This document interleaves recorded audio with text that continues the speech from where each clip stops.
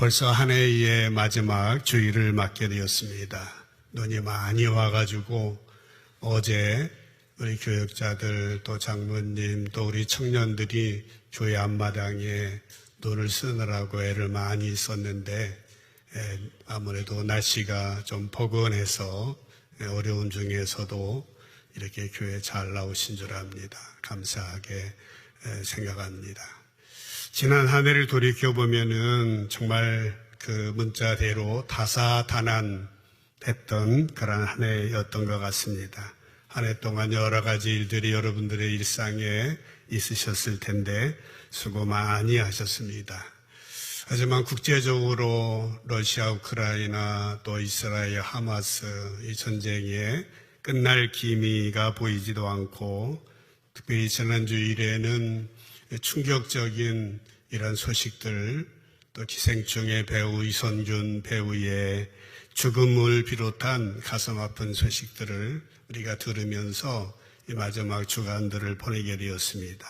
저희 기도원에서 송구영신 예배를 준비하면서 지난 한 해를 돌이켜보면서 정말 우리 모든 성도들에게 하나님의 은혜가 필요하고 오늘 찬양처럼 은혜 아니면 우리가 살아갈 수 없음을 다시 한번 기억하고 이 땅의 모든 백성들에게 주님의 위로하심과 평안하심이 함께하시기를 바라고 새로운 마음으로 한 해를 맞이하는 저와 여러분 되시기를 먼저 주님의 이름으로 간절히 축복합니다. 우리가 성경 말씀을 잘 이해하려면 먼저는 성경 말씀 가운데 가장 중요한 구절이 뭔지 그것을 찾아보는 방법이 하나 있을 겁니다. 아니면은 본문 말씀에 제목을 붙여보는 그런 방법도 있을 겁니다. 우리가 누가복음 본문 말씀을 볼 때에 여러분 오늘 함께 읽으시면서 어떤 생각이 드셨습니까? 본문에서 가장 중요한 말씀이 무엇냐라고 물으신다면 아무래도 우리가 너무나도 많이 익숙하게 들었던 본문이기 때문에 기뻐하라는 말씀, 염려하지 말라는 말씀, 감사하라, 기도하라, 간구하라 이런 말씀이라고 대답하실 겁니다. 맞으신 말씀입니다. 하지만 저는 이 말씀을 보면서 눈에 띄는 구절이 있었습니다. 특별히 5절 말씀에 보시게 되면은 너의 관용을 모든 사람에게 알게 하라 하면서 주께서 가까우시니라 라고 하는 말씀이 저의 눈에 띄었습니다. 그래서 저는 마지막 주일 말씀, 이 말씀을 제목으로 해서 오늘 말씀을 전하게 되었습니다. 사실 오늘 모든 말씀들 기뻐하라, 염려하지 말라, 또 감사하라, 기도하라, 간구하라, 염려하지 말라 이 모든 말씀들은 이 말씀과 관련이 되어 있습니다. 주께서 가까우시니라 라고 하는 것입니다. 또 오늘 말씀의 제목을 붙여본다고 한다면은 재림신앙의 의미라고 붙일 수도 있을 거고 재림신앙의 유익이다라고 붙일 수도 있을 겁니다. 오늘날 우리가 살고 있는 이 세대는 갈수록 재림신앙이 약해져 가고 있습니다. 사실 우리 성결교회에 사중복음이 있습니다. Fourfold Gospel이라는 세 가지의 성경의 중요한 복음의 기둥이 네 가지라고 하면서 중생의 복음, 또 성결의 복음, 신유의 복음, 재림의 복음입니다. 우리가 거듭나는 삶이 중요하고 거룩하게 사는 삶이 중요하고 이 땅에서 고침받으며 살아가는 삶이 중요하지만은 재림의 신앙을 갖는 것 또한 중요하다라고 하는 가르침인 것이죠. 그런데 문명이 발달하고 또 생활 수준이 높아지고 세상이 살기 좋아져서 그런지 재림 신앙에 대한 관심은 점점 식어져 가고 있습니다. 저도 잊을만 하면 한 번씩 재림 설교를 합니다마는 언제 했는지 기억이 없을 정도인 것입니다. 사실 우리나라 초대교회의 찬양들을 보면은 거의 대부분이 재림 찬송이었습니다. 재림 찬송의 내용들은 거의 다가 신랑 되신 예수님을 기다리는 그러한 내용들이었습니다. 오늘 우리가 함께 찬양도 부르습니다마는 대표적인 재림 찬송을 든다고 한다면은 손양원 목사님의 주님 고대가라고 하는 그런 찬양입니다. 낮에나 밤에나 눈물 머금고, 이런 찬양입니다. 내 주님 오시기만을 고대합니다. 가실 때 다시 오마 하신 예수님, 오 주여 언제나 오시렵니까? 이런 찬양이 초대교회 우리의 선진들의 불렀던 찬양의 대다수였습니다. 뿐만 아니라 초대교회 신자들이 가장 많이 읽었던 성경도 놀랍게 요한계시록이라고 하는 성경이었습니다. 종교교역자 가운데 유명한 존 칼뱅이라고 하는 사람은 성경 전체에 대한 주석을 쓴 대학자였습니다마는 요한계시록 주석은 쓰지 않았습니다. 쓰지 못했습니다. 그 성경은 너무나도 해석이 다양하기 때문에 쓰기 어려워했었던 것이죠.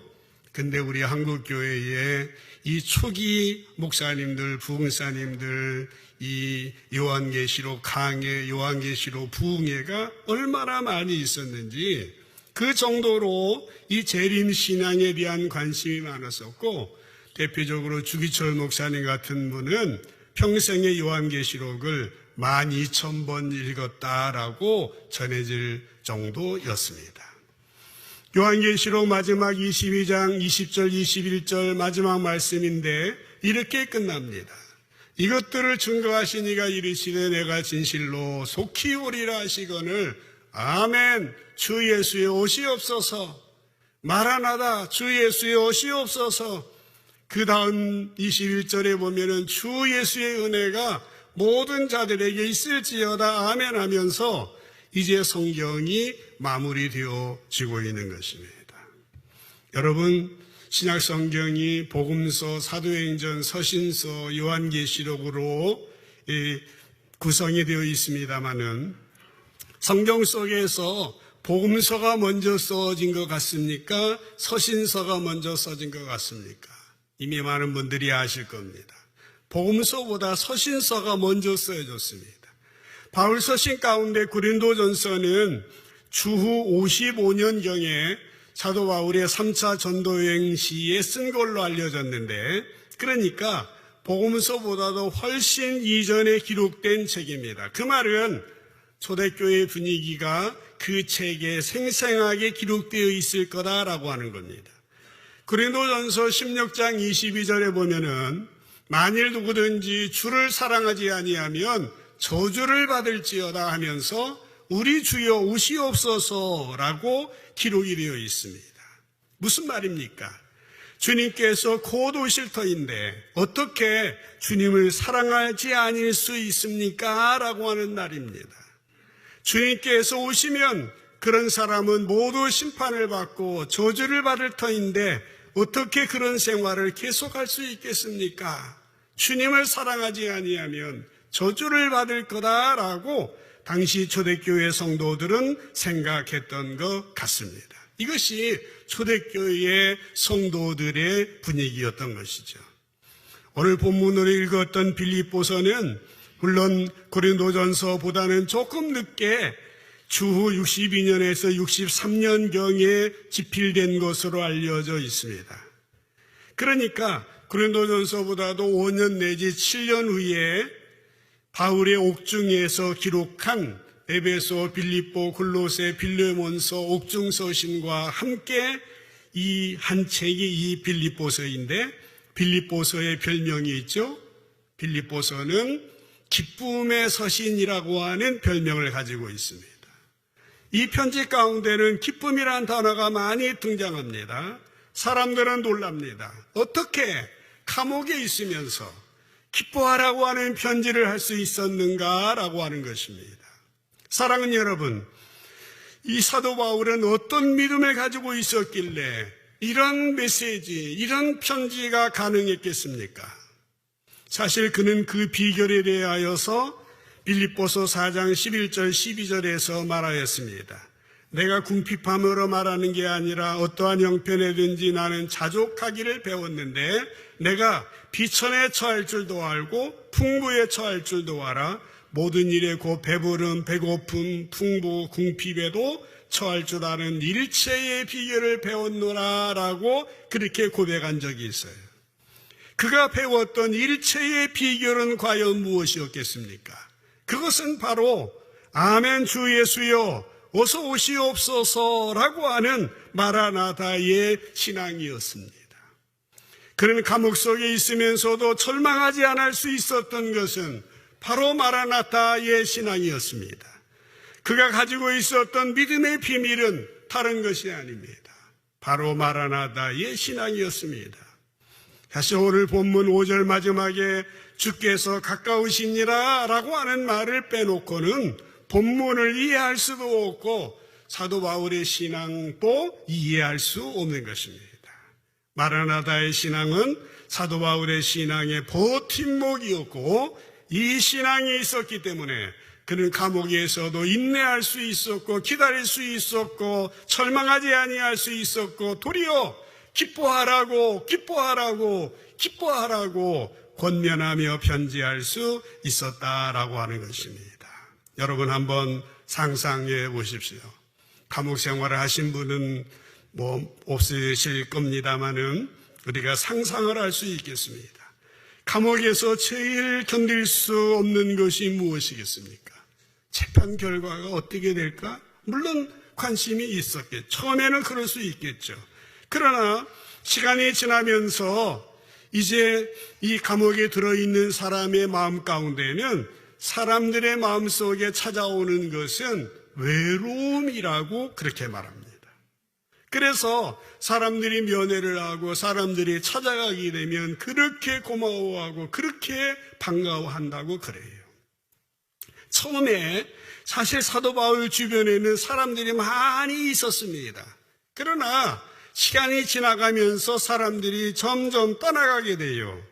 아마 1차 재판의 결과가 사도 바울에게 유리하게 나오지 않았던 것 같습니다. 그래서 사도 바울 곁에는 사람들이 점점 처음에는 그래도 위로하고 있었는데 점점 식어지고 떠나가게 돼요. 디모데후서 4장 9절 이후의 말씀에 보면은 사도 바울은 자기를 떠난 사람들의 이름을 성경에 기록해 놓고 있는데요. 디모데후서의 9절에 이렇게 나와요. 너는 어서 속히 내게 오라. 믿음의 아들 디모데에게 왜 오라고 했겠어요? 감옥에 있으니까 너무 힘든 거예요. 너무 외로운 겁니다.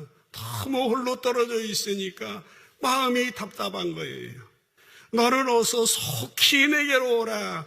그렇게 말하면서 10절에 보면은 사람의 이름들이 나와요. 대만은 세상을 사랑해서 나를 버리고 데살로니가로 갔고 도망간 거예요. 그레스게는 칼라디아로, 디도는 달마디아로 갔고 11절에 누가만 나와 함께 있느니라. 내가 올 때에 마가도 데려오라. 마가복음을 쓴 마가도 데려오라. 그가 나의 일에 유익하니라. 12절에 두기고는 에베소로 보내었노라. 13절에 내가 올 때에는 내가 들어와 가보의 집에 둔 겉옷을 가지고 오고 또 책은 특별히 가죽송이에 쓴 것 성경책을 가지고 오라 하면서 14절에 보세요.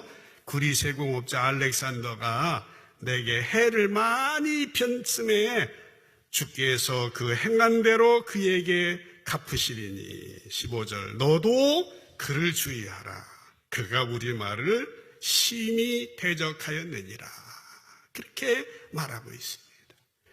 이렇게 여러 사람들이 자기를 떠나버리는 이러한 상황 가운데 있는 거예요. 그러면서 21절에 넘어가 보면은 너는 겨울 전에 어서 오라. 디모데에게 또 다시 오라고 반복해서 말하고 있어요. 여러분, 이 사도 바울의 이 편지를 읽으면서 어떤 생각이 드십니까? 이 사람이 이 위대한 사도이지만은 정말 인간이구나. 정말 외로운 마음, 그런 마음이 그에게 있었던 것 같아요. 그런데 또 하나 동시에 드는 생각이 있어요. 놀랍게도 사도 바울의 마음 가운데 사람에 대한 원망의 마음은 없었던 것 같아요. 데마 같은 사람은 자기를 배반한 사람이었었어요. 그리스의 공업자 알렉산더 같은 사람은 아주 나쁜 사람이었던 것 같습니다. 바울은 이 사람 때문에 고생을 많이 했고 무슨 손해도 많이 입혔던 것 같습니다. 그래서 디모데에게 이 사람은 주의해라, 조심하라고 충고까지 했어요. 그런데 신기하게도 바울은 이런 사람들에 대하여서 비난하거나 이런 사람에 대해서 정죄하지를 않습니다. 뭐라고 했습니까? 다만 주께서 그가 행한 대로 갚으실 것이다 라고 말하는 것이었습니다. 다만 주께서 그 행한 대로 갚으실 거다. 그러면서 그 다음에 보면은 내가 처음 변명할 때에 나와 함께한 자가 하나도 없고 다 나를 버렸지만은 너희에게 허물을 돌리지 않기를 원하노라 라고 이 편지하고 있는 것입니다. 그에게 사람을 탓하는 마음이 없었습니다. 그는 위대한 하나님의 사도였습니다만 인간으로서 외롭기는 했었던 것 같아요. 사람이 필요했어요. 따뜻한 위로가 필요했습니다. 마음을 같이 나눌 사람이 옆에 필요했어요. 그때 사도 바울이 디모데를 찾았던 겁니다. 21절에 보았던 말씀입니다마는 너는 겨울 전에 어서 오라 이렇게 말했습니다. 그에게서 정을 그리워하는 사람 냄새를 맡을 수 있지 않습니까? 그는 하늘에서 뚝 떨어진 사람이 아니라 우리와 똑같은 인간으로서 그런 마음을 가지고 있었습니다. 그는 감옥 안에 있으면서도 외로움을 느끼고 있었지만은 배신감도 느끼고 있었지만은 그것에 대해서 원망하거나 그것에 대해서 비판하지 아니하고 주님 오실 날 가까운 줄 알고 믿음의 권속들에게 권면하며 몇 가지를 부탁하고 있다라고 하는 것입니다. 사랑하는 성도 여러분, 한 해를 마무리하고 또 새해를 시작하는 중요한 분기점에 우리가 와 있습니다. 이 마지막 이 순간을 주님 앞에 서는 순간, 주님이 재림하시는 그 순간이라고 생각해 보십시오. 그 상황 속에서 사도 바울은 이제 믿음의 형제 자매들인 빌립보 성도들에게 또 우리들에게 권면을 하고 있는 것입니다. 첫 번째는 무엇입니까? 기뻐하라라고 하는 것입니다. 기쁨인 것입니다. 4절 말씀이 나오는데요. 사도 바울이 말합니다. 주 안에서 항상 기뻐하라. 같이 읽어보겠습니다. 시작. 주 안에서 항상 기뻐하라. 내가 다시 말하노니 기뻐하라. 아멘. 사도 바울은 그냥 기뻐하라고 하지 않았어요. 항상 기뻐하래요. 그리고 주님 안에서 기뻐하라라고 말하고 있는 것입니다. 여러분, 바울 서신을 읽을 때마다 주 안에서라고 하는 말을 많이 보실 수 있을 겁니다. 이 말은 그냥 단순하게 주님을 믿는 믿음을 가지고라고 읽으시면 이해하기가 좋아요. 이 엔크리스토란, 인크라이스트라고 하는 이 주제는 이 주제만 가지고 박사 논문이 수백 개 나올 정도로 중요한 사도 바울에게 있어서 중요한 신앙이었습니다. 주님 안에서 기뻐하라 라고 하는 말씀입니다. 주님을 믿는 믿음을 가지고 기뻐하라고 하는 것이에요. 여러분, 이 한 해를 마무리하고 새해를 준비하는 이때에 주님께서 저희들에게 기뻐하라고 말씀하고 있는 것입니다. 우리가 이 말씀을 잘 들어보셔야 됩니다. 기쁨이라고 하는 것은 그리스도인의 상징입니다. 그리스도인 그러면 제일 먼저 떠오르는 것이 기쁨이어야 합니다. 물론 우리의 삶의 현실은 어렵습니다. 갈등이 많아요. 문제들이 일어납니다. 고민거리가 많습니다. 염려하고 걱정거리들이 많이 있습니다만은 그럼에도 불구하고 사도 바울은 빌립보 성도들 우리들에게 기뻐하라고, 항상 기뻐하라고, 주님 안에서 기뻐하라고 권면하고 있다라고 하는 것입니다. 우리가 정말 그리스도인이라고 한다면은 우리의 주위에 있는 사람들이 우리를 볼 때에 저 사람은 늘 기뻐하는 사람이다 라고 하는 이미지, 늘 기뻐하는 사람이라고 하는 인상을 갖도록 해줘야 됩니다. 물론 쉬운 일이 아니에요. 그래서 주님이 방법을 알려주신 겁니다. 주님 안에서라고 하는 것입니다. 주님 안에서 가능하다고 하는 거예요. 빌립보서 4장 13절에 보면 내게 능력 주시는 자 안에서 모든 것을 할 수 있다 고백했던 사도 바울의 그 고백이 여기에 통하는 겁니다.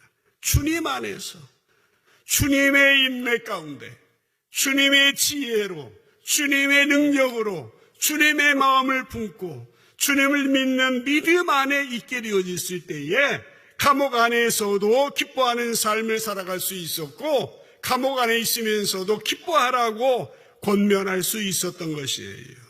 그런데 그가 믿었던 주님은 어떤 주님이었습니까? 곧 오실 주님이었다라고 하는 것입니다. 주님이 오시면 그분이 모든 문제를 해결해 주실 것이라고 하는 믿음이 있었어요. 주님이 오시면 그때에 우리의 슬픔은 기쁨으로 바뀔 것이라고 하는 사실, 이 사실을 믿는 사람은 현재의 슬픔과 아픔을 기쁨으로 승화시켜 나가는 지혜를 얻게 되어지는 것입니다. 부디 여러분의 인생 이제 한 해를 마무리하고 새해를 시작하는 이 중요한 시점에 주님 안에서 항상 기뻐하고 주님 안에서 기뻐하는 여러분들 모두 되어지시기를 주님의 이름으로 간절히 축복합니다. 두 번째 바울의 부탁입니다. 뭡니까? 관용의 마음을 가져라 라고 하는 것입니다. 관용이 뭡니까? 너그러운 마음이에요.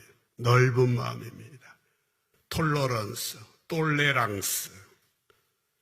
관용의 마음을 가진 사람은요, 웬만한 일로 다른 사람과 다투지를 않습니다. 그리고 웬만한 일은 이해하고 용서하며 삽니다. 우리가 그런 인생을 살아간다면 얼마나 큰 축복인 줄 모르겠어요. 그런데 우리들은 대개 어떠합니까? 이 관용의 마음을 가져야지, 너그러운 마음을 가져야지 하다가도 몇 번 가다가 못해요. 전에도 한번 예를 들었던 것 같습니다마는 방배동에 개척교회 할 때에 그 출입하는 길이 외통수였습니다. 그래서 한번 이렇게 나가다가 큰 길가에 차가 들어옵니다. 그러면은 뒤를 힘들어요. 빼기가. 또 하는데 또 들어와요. 또 빼줍니다. 세 번째 또 들어옵니다. 그때 빼줘야 관용인데 중간에 서서 그냥 잡아먹으려면 먹어라. 그러니까 저쪽에서 빼더라고요. 우리가 그런 인생이에요. 주님께서는 그러나 우리들에게 관용의 마음을 가지라고 그렇게 말씀하고 있습니다. 성경에 보면은요, 놀랍게 용서에 대한 말씀이 많이 나와 있어요. 오늘 다음 주에 결혼할 인선이 또 장호 예비 부부들이 앉아 있는데 아까 오는데 제가 이해하고 용서해라. 니네들 지금 좋아서 만났지만 항상 좋은 게 아니야. 응? 거시기 할 때가 있으니까 그때는 이해하고 용서해라. 그 말을 했는데 그렇게 한다고 그랬어요. 기대가 됩니다. 좋은 믿음의 가정에서 멋진 청년이 이렇게 태어났는데 인선이를 아내로 맞아서 이제 행복한 생활을 하게 되는데 용서, 성경의 용서에 대한 얘기가 왜 이렇게 많이 나왔습니까? 그 이유가 있겠죠? 많은 사람들이 용서하지 않으니까, 복수하려고 하고 앙심을 품고 살으니까. 에베소서 4장 2절 말씀에 보면은 모든 겸손과 온유로 하고 오래 참음으로 서로 사랑 가운데서 서로 용납하라고 말하고 있습니다. 그리스도 안에서 너희를 용서한 것과 같이 너희도 서로 용서하라고. 성경에 보면은 용서에 대한 말씀, 용납에 대한 말씀, 오래 참음에 대한 말씀, 겸손과 온유에 대한 말씀이 얼마나 많이 나오는지 모르겠어요. 우리는 경험을 통해서 잘 압니다. 우리가 다른 사람에 대해서 미워지는 때가 있어요. 보고 싶지 않은 때가 있습니다. 아이고, 저분이 11시 예배 나오면 나는 9시 예배 나와야 되겠다고. 전에 그런 분이 있어요. 목사님 7시 예배 좀 만들어 주세요. 11시 예배 누가 나오니까 보기 싫어요. 그래서 결국 7시 예배는 못 만들었습니다.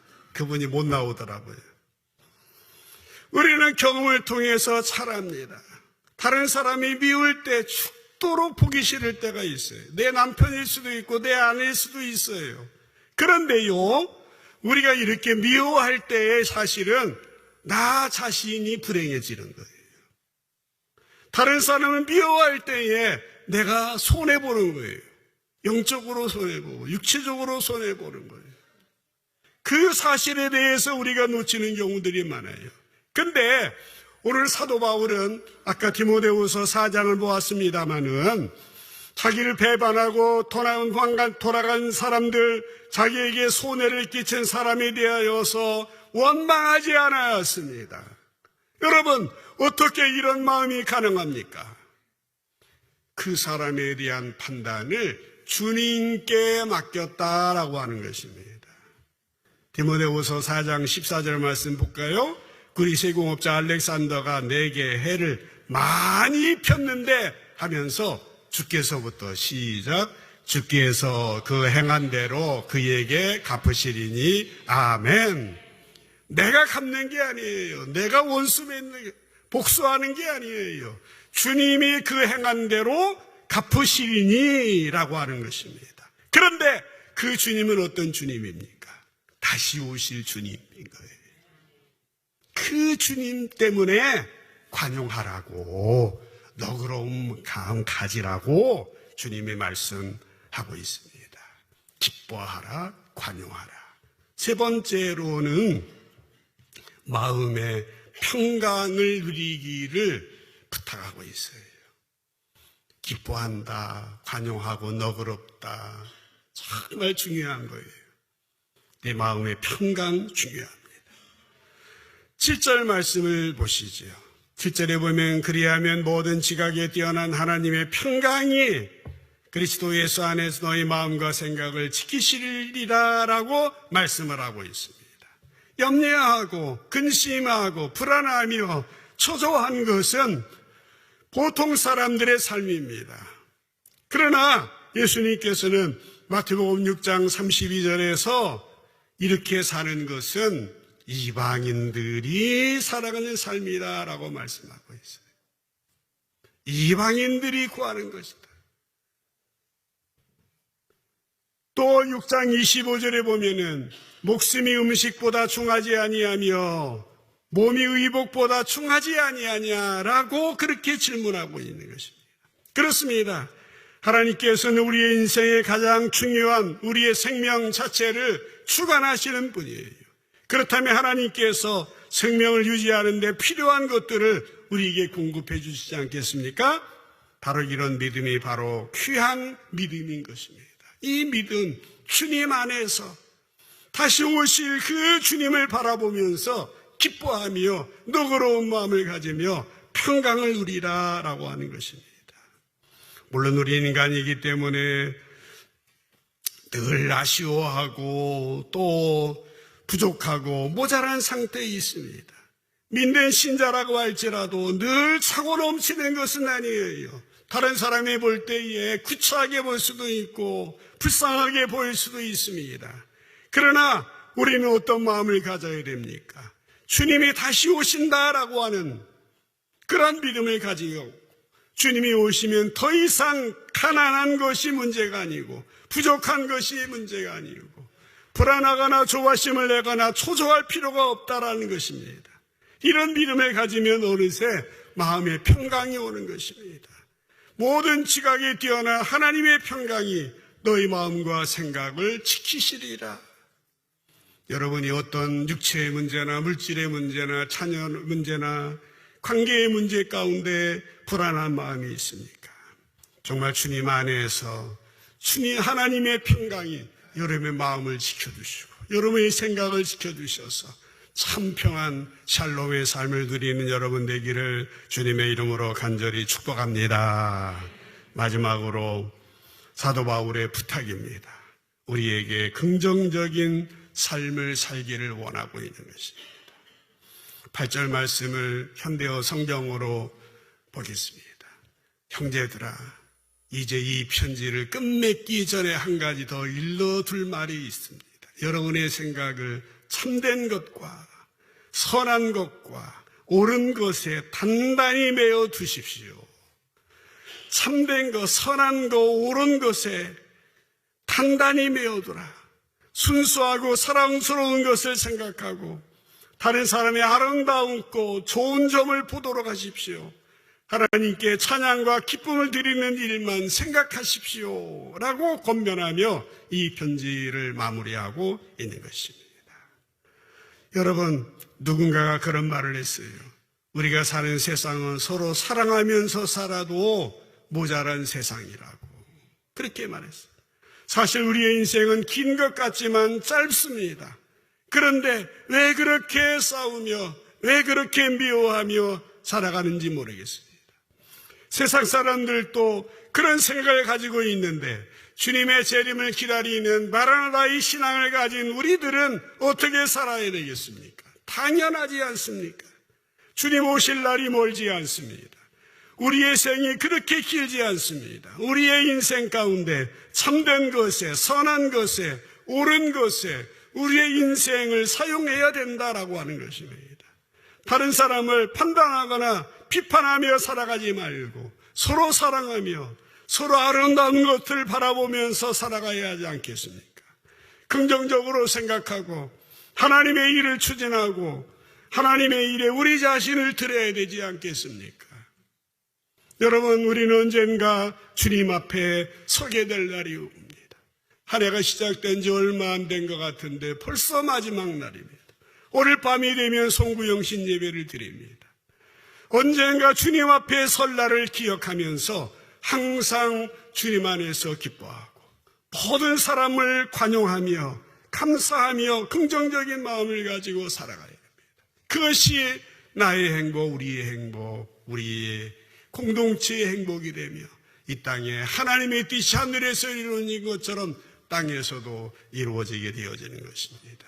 귀한 삶을 누리는 여러분, 주님 오실 날 가까웠음을 기억하고 항상 기뻐하며 감사하며 정말 관용하며 긍정적으로 살아가는 복된 여러분의 인생 되기를 주님의 이름으로 축원합니다. 기도합시다.